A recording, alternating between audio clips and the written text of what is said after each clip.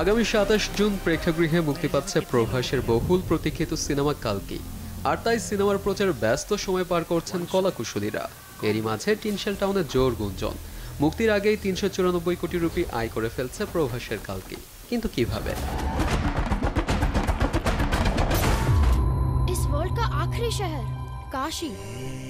पूरी दुनिया से सब छीन लोगे तो सब कुछ तो होगा ही। জানা যায় যে অনুপাতে এই সিনেমার সত্ত্ব অন্ধ্রপ্রদেশে বিক্রি হয়েছে তা থেকে 85 কোটি রুপি আয় হয়েছে, কিন্তু সত্ত্বের বিনিময়ে 27 কোটি পাওয়া গেছে।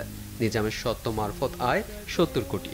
ফলে অন্ধ্রপ্রদেশ টেকনোলজি সার্ভিস থেকে সিনেমার মোট আয় 182 কোটি রুপি। बाकी अगर कुछ है तो सिर्फ कॉम्प्लेक्स है।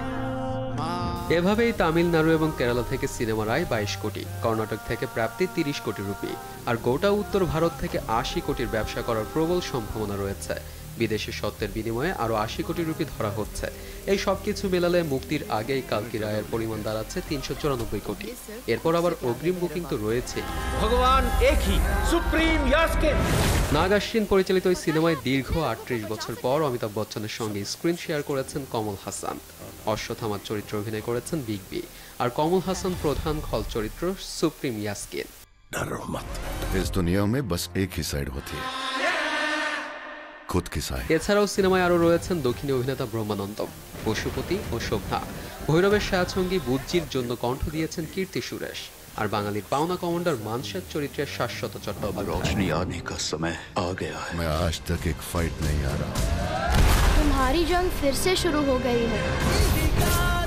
ARM सादात, देश टीवी।